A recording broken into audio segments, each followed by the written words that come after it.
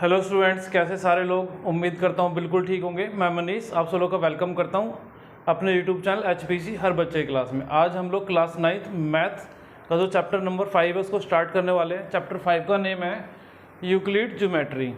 तो देखिए, इसको स्टार्ट करने से पहले दो चीज़ें आप लोगों को क्लियर होनी चाहिए, तो मैं उनके बारे में पहले डिस्कस कर लेता हूँ।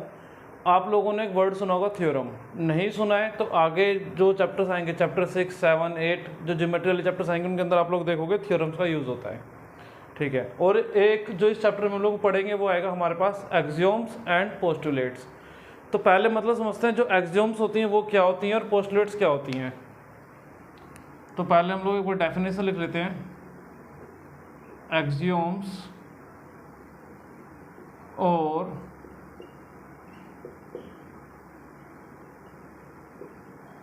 postulates are the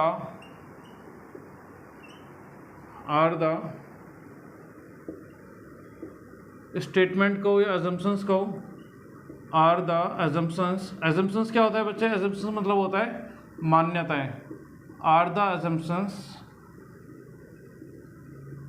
which are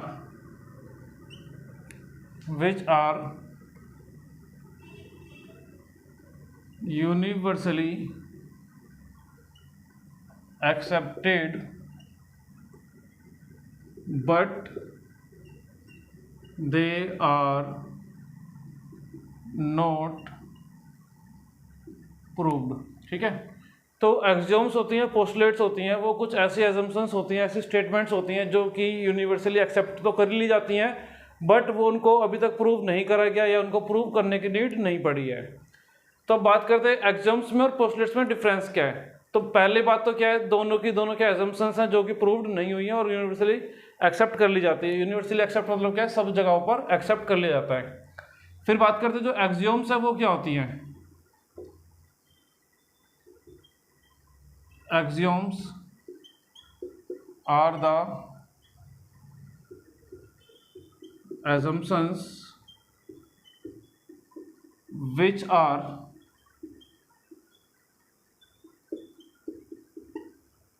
applicable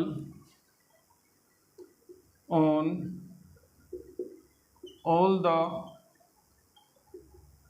part of mathematics. तो मैथमेटिक्स के जितने भी पार्ट है उन सभी पार्ट्स के अंदर क्या होते हैं, ये एप्लीकेबल हो जाती हैं, उनके ऊपर ये लागू हो सकती हैं। मैथमेटिक्स के पार्ट लाइक क्या हो सकते हैं, अलजेब्रा, स्टैटिस्टिक्स,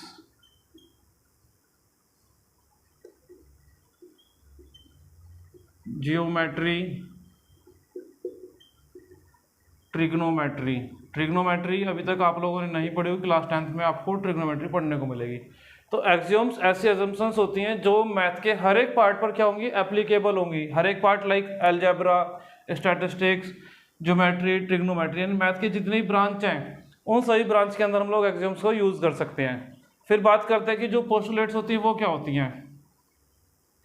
अभी ऊपर हम लोगों ने डेफिनेशन में तो ये देखा है कि दोनों क्या होते हैं, मतलब इनका कि ये एजम्पशंस होती हैं यूनिवर्सली एक्सेप्ट करी जाएंगी लेकिन प्रूव्ड नहीं होती। तो ये कह सकते हो आप लोग are the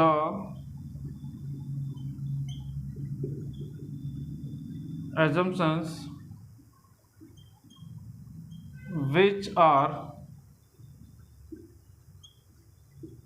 applicable only on geometry. तो देखिए भाई, जो एग्जाम्स से मैथ के सभी पार्ट में अप्लाई हो रही हैं, अलजेब्रा, स्टैट्स, जियोमेट्री, ट्रिग्नोमेट्री सब में एप्लीकेबल हो रही हैं, लेकिन जो ये पोस्टुलेट्स होती हैं ये कुछ ऐसी एजम्पशंस होती हैं जो यूनिवर्सली एक्सेप्ट तो करी जाएंगी लेकिन मैथ में सिर्फ और सिर्फ जो ज्योमेट्री वाला पोर्शन होता है उन्हीं के ऊपर एप्लीकेबल होंगी। ये बात हो गई एक्सियोम्स की, पोस्टुलेट्स की। फिर एक बात आता है, एक टॉपिक आता है हमारे पास थ्योरम्स के नाम आप लोगों ने सुने होंगे, और नहीं तो जो आगे वाले फर्दर चैप्टर्स है, चैप्टर 6, 7, 8, 9 जो भी आपके चैप्टर्स आएंगे उनके अंदर आप थ्योरम्स पढ़ेंगे। थ्योरम्स क्या होती हैं, आर द स्टेटमेंट्स या are the proved statements proved statements, ऐसी स्टेटमेंट जो कि प्रूव की जा चुकी हैं और इनको प्रूव करने के लिए यूज करा होगा, are the proved statements on the basis of axioms, postulates और प्रीवियसली प्रूव्ड स्टेटमेंट्स। तो जो थ्योरम्स होती हैं वो क्या होती हैं, प्रूव्ड स्टेटमेंट होती हैं, उनको प्रूव करा जाए किन के बेसिस के ऊपर, एक्सियोम के बेसिस पे, पोस्टुलेट्स के बेसिस पे, या फिर ऐसी कुछ स्टेटमेंट जो पहले से ही प्रूव करी जा चुकी हैं। ठीक है, जो थ्योरम्स हैं मेनली आप लोग पढ़ोगे जब चैप्टर 6, 7, 8 आएंगे आपके अभी इसी क्लास में 9th में ही। ठीक है, और एक्सियोम पोस्टुलेट्स इस चैप्टर के अंदर हम लोग पढ़ेंगे। तो जो हमारे मैथमेटिशियन थे यूक्लिड्स, उन्होंने टोटल जो एग्जाम्स दी हैं आपके सिलेबस के लिए, आपके जो 9th क्लास के अंदर जो टोटल एग्जाम्स आएंगे वो 7 एग्जाम्स हम लोगों ने पढ़नी है और 5 पोस्टुलेट्स पढ़नी है। तो अभी आप लोग चाहे तो इसका स्क्रीनशॉट ले सकते हैं। देन हम लोग पढ़ेंगे अपने, क्या पढ़ेंगे, एक्सियोम्स के बारे में पढ़ेंगे। तो रब कर देता हूँ मैं इसको।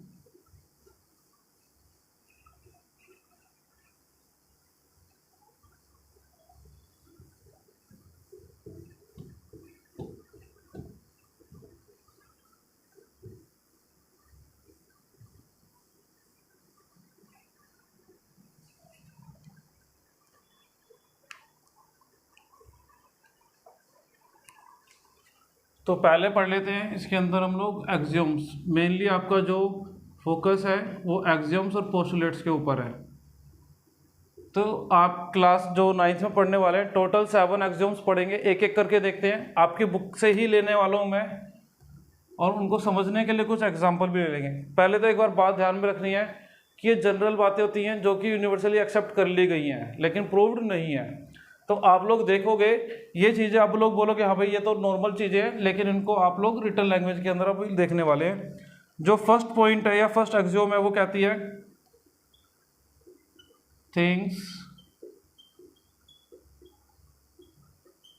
विच are equal to the same things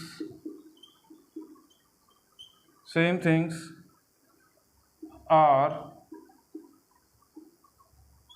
equal to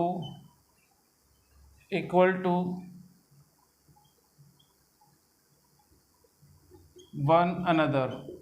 तो देखिए भाई इसको समझने के लिए एग्जांपल पुट करते हैं। सपोज मेरी हाइट बराबर है किसी लड़के के जिसका नाम रख लेते हैं राम। मेरी हाइट बराबर है एक राम नाम के लड़के के बराबर है, और जो राम की हाइट है वो किसी तीसरे लड़के लक्ष्मण के बराबर है। सपोज मेरी हाइट है 5 फुट 7 इंच, राम है 5 फुट 7 इंच का, और जो लक्ष्मण है वो भी 5 फुट 7 इंच का है। अगर मैं राम के बराबर हूँ हाइट में और राम बराबर है लक्ष्मण के, तो मैं और लक्ष्मण भी सेम हाइट के हो जाएंगे। तो इस पॉइंट में वो यही बोल रहा है कि जो थिंग्स होती हैं इक्वल होती हैं एक दूसरे के, वो बाद में एक दूसरे के भी इक्वल हो जाएंगी। और एग्जांपल आप लोग ले सकते हो। सपोज के लिए एग्जांपल ले लेते हैं, और अभी एक हाइट वाला एग्जांपल दे दिया मैंने अपना राम का लक्ष्मण का। सपोज x है बराबर y के, और मैं कहता हूँ y बराबर है z के। Then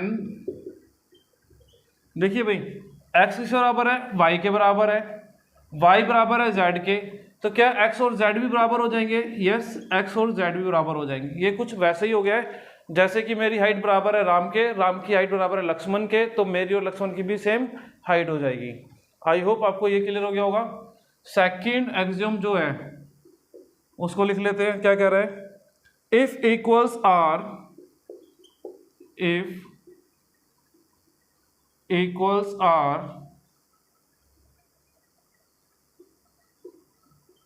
added to equals,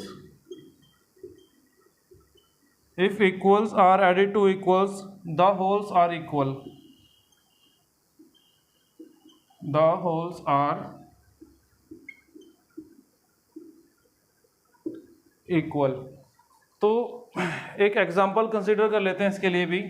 suppose एक बोतल है जिसके अंदर 5 लीटर वाटर है, दूसरी बोतल है उसके अंदर भी 5 लीटर वाटर है, ठीक है। मैंने पहली बोतल में 1 लीटर अलग से पानी डाल दिया और जो दूसरी बोतल है उसमें भी 1 लीटर से अलग से पानी डाल दिया। तो अब क्या होगा, दोनों ही बोतल में सेम क्वांटिटी रहेंगी। दोबारा देखना, एक बोतल है उसमें 5 लीटर वाटर है, दूसरी बोतल है उसमें 5 लीटर है, यानी कि दोनों पहले से इक्वल हैं बाय क्वांटिटी। अब मैं दोनों बोतल्स में equal amount of water 1-1 litre और ऐड कर देता हूँ, तो दोनों ही बोतल्स के अंदर 6-6 लीटर हो जाएगा, नहीं हो जाएगा? बिल्कुल हो जाएगा। इसके लिए एक एग्जांपल आप लोग कंसीडर कर सकते हो। मैं कहता हूँ 10 जो है वो बराबर है 10 के, मैं 10 में ऐड करता हूँ 1 और 10 में ऐड करता हूँ 1, तो दोनों जगह क्या 11 और 11 आएगा, नहीं आएगा? तो किसी पार्ट में मैंने जो 2 पार्ट थे इक्वल थे उनके अंदर कुछ इक्वल वैल्यूज ऐड करी, तो जो बाद में रिजल्ट आएगा वो भी इक्वल हो जाएगा, नहीं हो जाएगा? थर्ड पॉइंट या third axiom, if equals are subtracted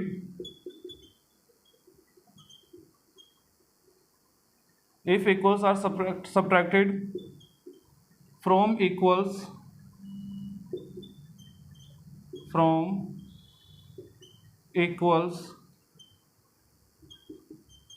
the remainders are equal, the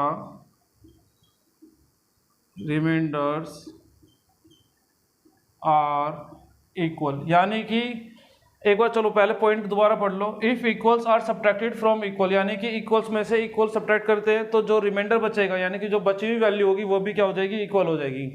example वापस, मेरे पास 2 बोतल्स हैं, एक बोतल में 5 लीटर वाटर है, दूसरी बोतल में भी 5 लीटर वाटर है, ठीक है।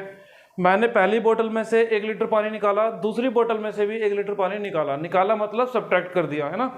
अब सब्ट्रैक्ट करने पे दोनों बोतल्स में जो वाटर है कितना रहेगा भाई, 4 लीटर पहली वाली में, 4 लीटर दूसरे वाली में, यानी कि 2 कोई इक्वल अमाउंट थे, उन दोनों इक्वल अमाउंट में से कोई इक्वल वैल्यू को लेस कर दिया, तो जो रिजल्ट आएगा या फिर जो रिमाइंडर बचेगा वो क्या हो जाएगा, इक्वल हो जाएगा। एग्जाम्पल सेम टू सेम यही कर लेते हैं। सपोज 10 इक्वल टू 10 है, 10 में से लेस कर दिया 1, 10 में से लेस कर दिया 1, जो रिमाइंडर बचेगा 9 और 9 क्या इक्वल होगा, नहीं होगा? बिल्कुल होगा। अभी आप इसका स्क्रीनशॉट ले सकते हैं। एक्सियोम नंबर 4 को देखेंगे फिर। चलिए मैं रब कर देता हूँ इसको।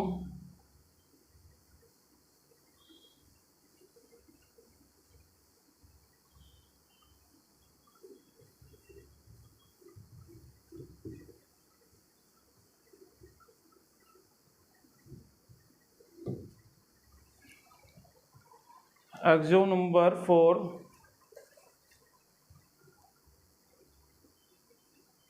ये बोल रही है थिंग्स विच को इनसाइड, थिंग्स विच को inside with one another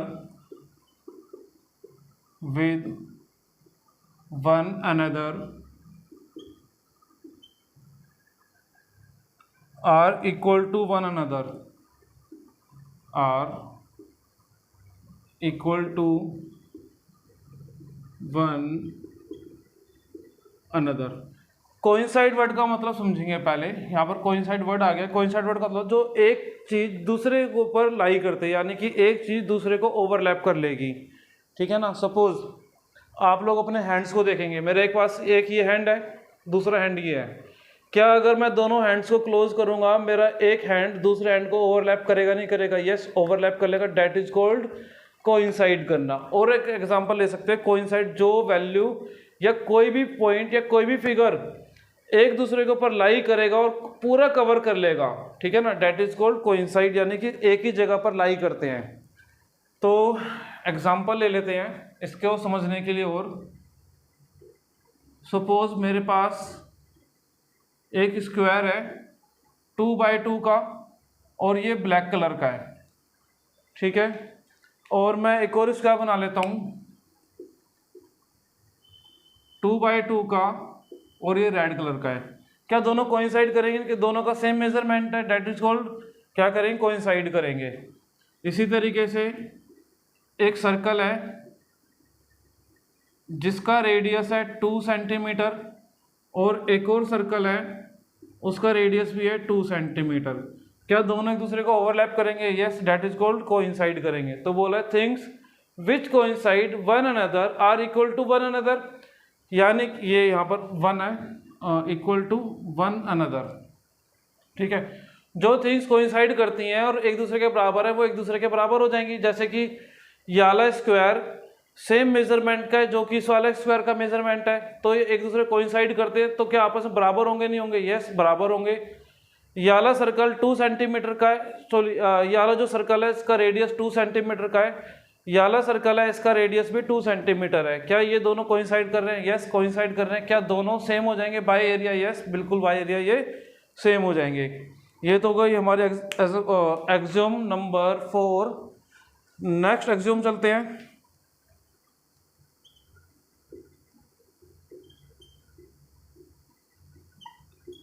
The whole is greater than the part।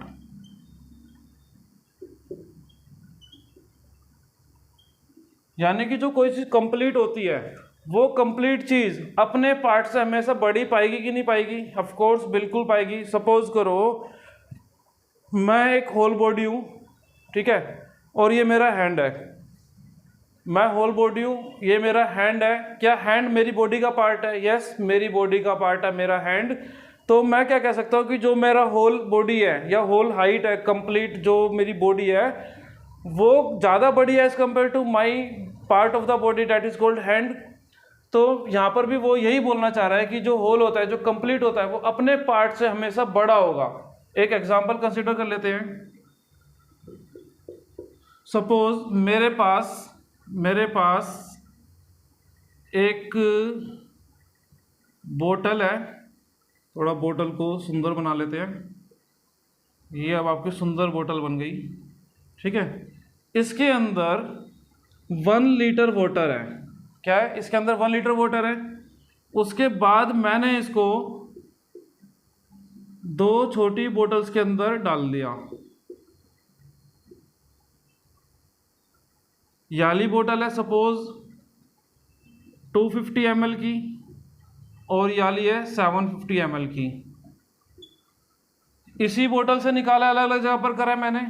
तो जो होल है ये कंप्लीट थी, ये होल, इसकी जो क्वांटिटी है वो इसके पार्ट से हमेशा बड़ी होगी। चाहे आप ये वाला पार्ट कंसीडर करें चाहे ये वाला पार्ट कंसीडर करें, तो जो होल होता है वो हमेशा बड़ा होता है अपने पार्ट से। सिंपल सी बात है भाई। एक कहावत आप लोगों ने सुनी होगी, बाप बाप होता है बेटा बेटा ही होता है ना। तो जो होल है वो बाप है, जो छोटी चीज़ है वो उसके बेटे मानकर चल सकते हैं। मजाक कर रहा हूँ, ठीक है भाई। तो चलिए इसको रब करते हैं। नेक्स्ट एक्सियोम नंबर जो आपका 6 है वो देखते हैं। आई होप आपने स्क्रीनशॉट ले लिया होगा इसका।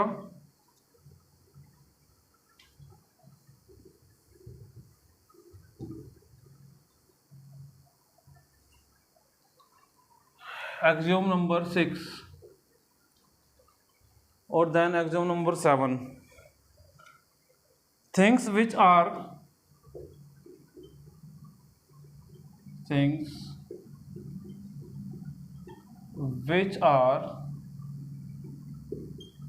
double of the same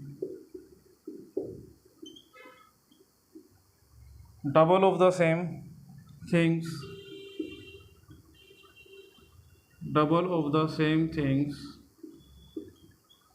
are equal